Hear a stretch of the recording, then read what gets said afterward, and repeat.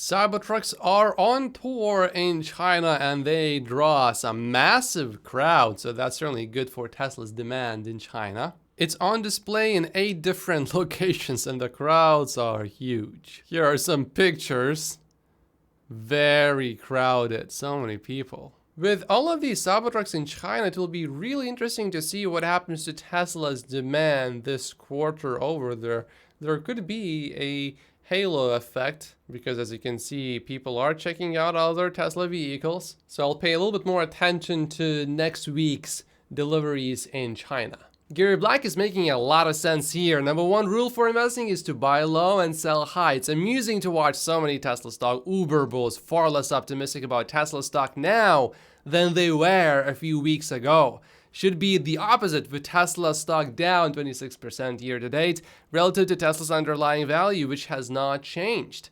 Too many investors letting Tesla's stock price drive their investment outlook. Management not providing guidance on volumes and margins is not the same as forecasting lower volumes and margins. For me, in the long term, nothing has changed, so I bought more Tesla stock on Friday and it's up already. One fair argument against Tesla is Tesla's communication is not great, and therefore that freaked out investors. But when were communications from Tesla ever great? Tesla beat gross margin expectations, but of course Tesla did not provide the delivery target for this year, and that has some people concerned. But Tesla said a while ago that it is in between major growth phases. And I think Jeff is right about this one. It appears most Tesla stock Wall Street analysts suffer from Pavlov's dog theory. When they hear price cuts, they start salivating in fear of margins versus doing the critical thinking around COGS deflation happening faster than price. However, Jeff also believes that Tesla will continue cutting prices, but also cutting cost of goods sold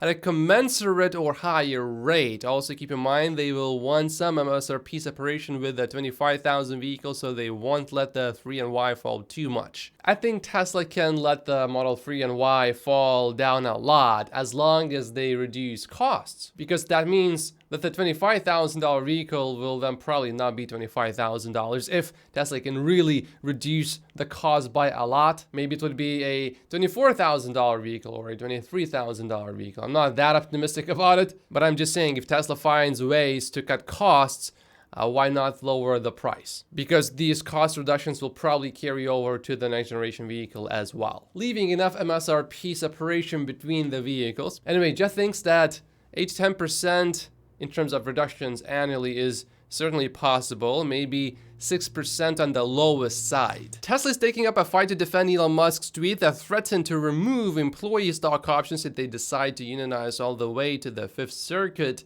Court of Appeal. This is coming out of an old fight dating back to the UAW's last unsuccessful push, thank God, to unionize workers at Tesla's Fremont factory and other locations. Amid that push in 2017 to 2019, Tesla fought back the effort with what the union considered to be illegal tactics. Imagine falling prey to the unions back in 2018 and you're an employee at Tesla, and now because the company unionized, everyone's stock options are taken away. Because if the company unionizes, then you gotta pay more money, but you're not really paying more money, it's just that you are taking away certain things. So in the end, it's basically the same, except the employees are not as motivated because the culture changes a little bit from being merit-based to being entitlement-based. And if the company unionized back then, because of the stock options disappearing, all these employees would have missed on 10x gains. Anyway, they filed a complaint with the National Labor Relations Board, NLRB, which eventually sided with the union and found that Tesla violated labor laws. The violations included preventing the distribution of union materials, terminating entitled employees, it doesn't say entitled, but we all know, entitled employees due to union support, and finally a specific tweet posted by Tesla CEO Elon Musk, which was perceived as a threat by the union. Nothing stopping Tesla team at our car plant from voting union, could do so tomorrow if they wanted. But why pay union dues and give up stock options for nothing? Our safety record is 2x better than when the plant was under the union and everybody already gets healthcare. So stating facts is a threat. If someone was being extremely disrespectful to me, and if I said, if you punch me, I will punch you back, would that be a threat? I think that would just be stating facts. I'm not saying I'm going to punch you first, but mind you, it would be very different if I said, oh, you're disrespecting me, so therefore, if you keep disrespecting me just by, let's say, saying some mean words to me, I'm gonna punch you for that. Now, that would be a bit different.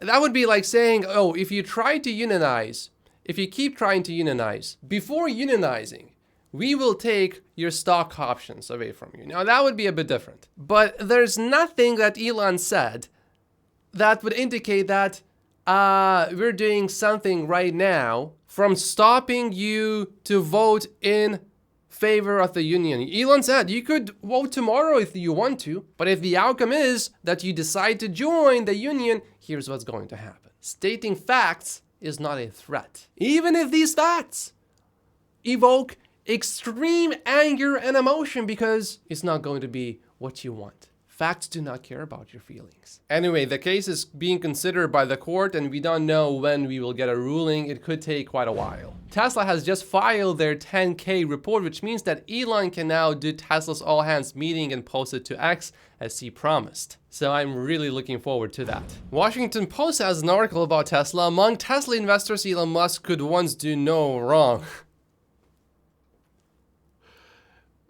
There have always been Tesla investors that heavily criticized Elon, but the lack of support for his recent pitch for 25% control of Tesla shows his pull has eroded. I wonder, who are these Tesla stock investors that Washington Post is talking to? Here is one, him asking for stock. The whole thing's absurd, says Ross Gerber, a longtime investor and Musk ally. They really said that. You mean the person that has been attacking Elon for quite a while now, who wanted to go on Tesla's board. The same person who wanted to rein Elon in. It sounds like I'm making this stuff up, but it actually happened. Does that sound like an ally to you? Not to me, that sounds like an activist investor. Anyway, Ross says, I'm very grateful for the Tesla investment I made 10 years ago. We have reached a point as a firm, and me personally, where I feel the story is played out. So he's basically admitting that he's exiting the stock, that he does not want to be an investor anymore.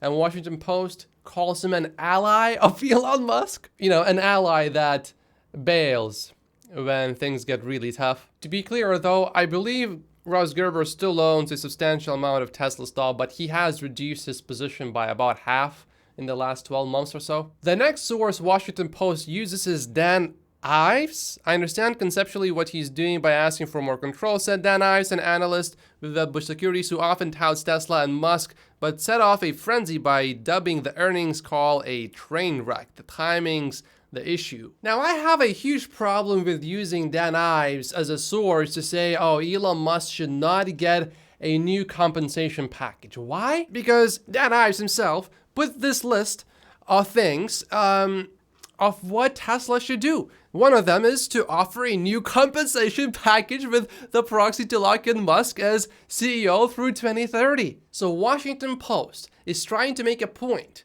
that Elon Musk has no support to increase his Tesla control to 25%, and yet they are using a person as a source who is in favor of that. I think there are only two possible explanations for this. Number one, whoever wrote this article is an incompetent idiot, which is certainly likely. Or number two, which perhaps is more likely, whoever wrote this has an agenda against Elon Musk, dislikes Elon Musk, and wants to make Elon Musk look as bad as possible. And if you're not familiar with Elon Musk or Tesla and you don't know Dan Ives, this sounds really bad. He called the earnings call a train wreck. There's one more person that they're using, and she's saying, I said it was somewhere between a 2-year-old tantrum and a gangster saying it would be too bad to have a brick thrown through your candy store window. He's threatening to take away from the company something that already belongs to the shareholders. The way it's written,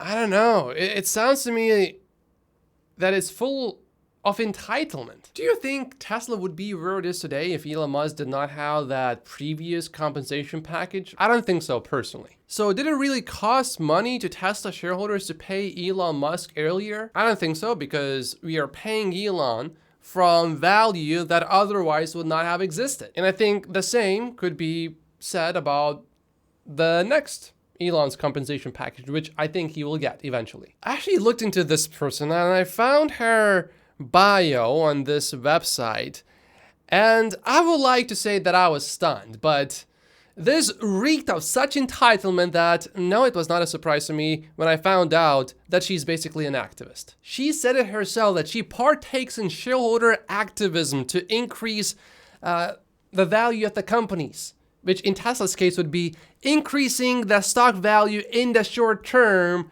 at the cost of long-term growth. Ugh. And then they have Gene Munster as another source, and they actually admit that he's in favor of Elon having more control. You know, I've heard of people slamming the Washington Post, but it's worse than I thought. It just goes to show you how the media constantly tries to manipulate us, and it even goes as far as using sources that actually, if you look deeply into these sources, you will find that it crushes the whole point that they are trying to make. I mean, they could have just used Gordon Johnson, for example, and whoever doesn't know him, okay, he would have sounded just as credible, and I would have said, okay, well, at least you got your facts right. I disagree with your premise here, but yeah, at least you're using sources that actually make an argument for what you're trying to say here. Before I made money, I thought making money is so difficult, but after making some money,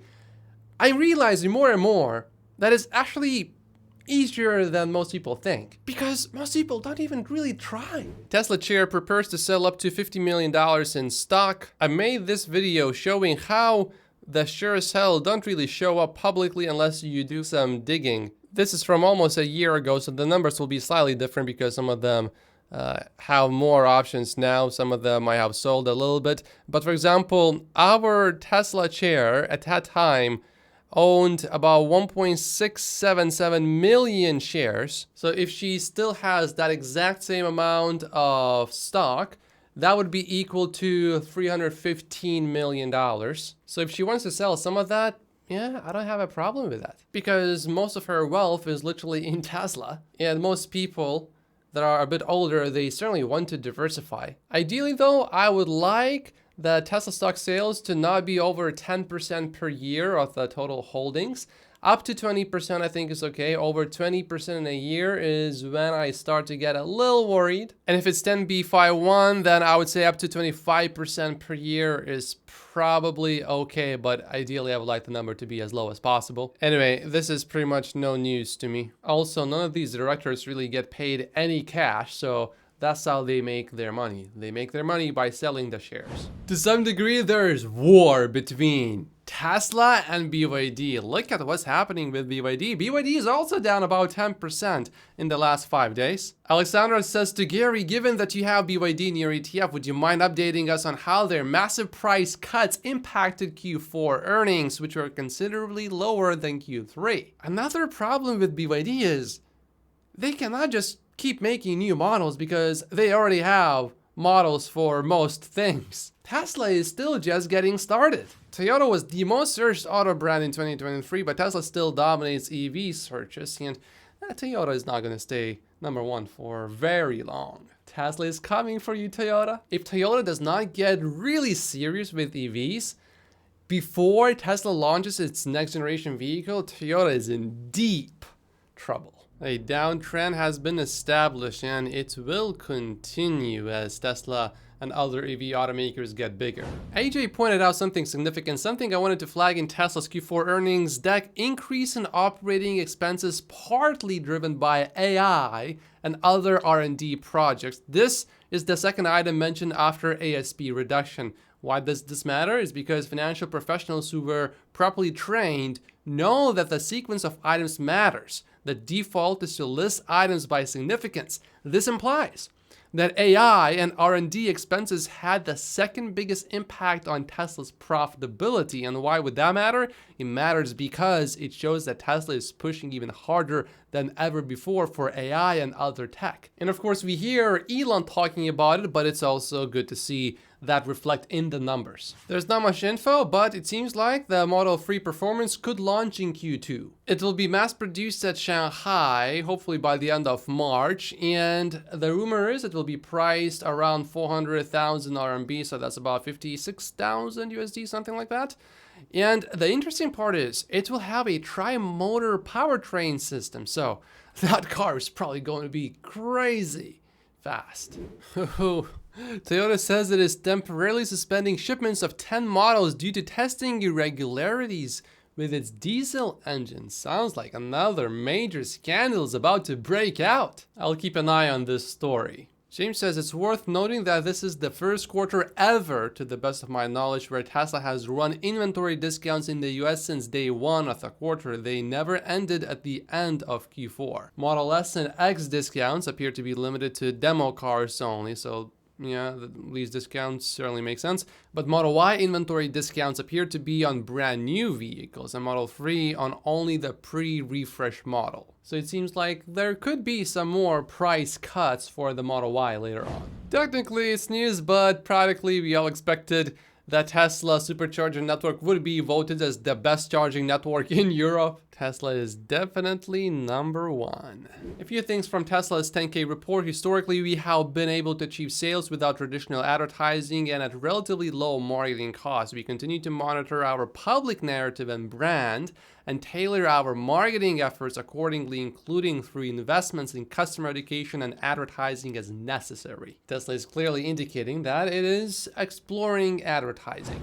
We know that Chinese automakers want to enter the US market, but if Trump wins the presidency, he says he will impose a 60% tariff on all imports from China. That would also certainly have some implications for Tesla's business in China, I think. Tesla would probably be a target. So I think it is not a bad idea to look at this election a bit closer. And I think Steven has a point. This could have big implications for UAW support for Biden in 2024. Is he going to put huge tariffs on Chinese goods? Certainly, I would think the union would benefit from such huge tariffs. Anyway, 60%, that's a lot, and on all goods too. And now watch this new, very insightful clip about what it's like to work for Tesla.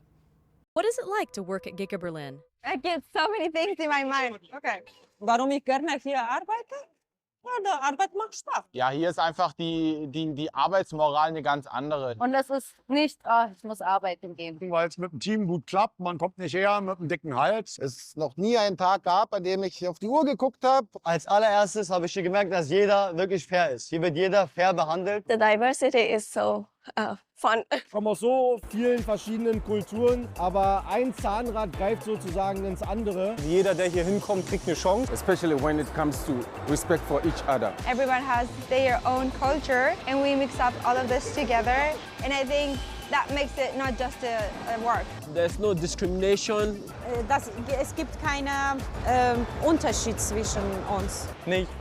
Ich bin oben, du bist unter mir, wir sind ein Team. Kannst du so frei und alles sagen, ist einfach schön. Every day when I come to work, I feel the energy of innovations. You can feel good vibes always here. Dass wir das alles mit dem Spaß zusammen schaffen, ist einfach wunderschön. Und ich habe es so noch nie zuvor woanders gesehen, als hier bei Tesla. They are not forced like to work and to come here. We are really enjoying what we are doing. Na, wir harmonieren zusammen. Jeder hat Bock, jeder hat Lust, was zu reißen. Together we can make everything better. Und Tesla ist der Marktführer, wir sind die Spitze. Man arbeitet für die Zukunft. And being part of that transition, like really accelerated transition, that's pretty damn cool. And this is the place to grow and The approach of the company is different, okay? It's easier to change something. Hier kann man alle Ideen einbringen, die man mit sich bringt, die man entwickelt und damit die Anlage zu verbessern. Das ist nicht erklärbar. Das ist eine Sache, die fühlt man, wenn man hier ist. Das geht ganz schnell. Das dauert maximal 2 Wochen. Dann hat eben der Tesla Spirit gegriffen. Es ist ein sehr spezieller Spirit hier in der Fabrik und alle ziehen mit. Also von der Menschlichkeit her das Nonplusultra. Man kommt hier mit Liebe hin und mit Herz. It's like an amazing family. Man ist Teil eines großen Teams, was doch wiederum wie eine Familie ist. Immer Spaß und immer lachen. Es ist wie eine zweite Familie. Weil ich meinen Job liebe. Well, that was pretty insightful. I especially liked the part where one person said, you know, here you can just get things done. You can offer your new ideas, and these ideas actually are considered. That's it for this video today. Thank you so much for watching. Like and subscribe, and I will see you in tomorrow's episode.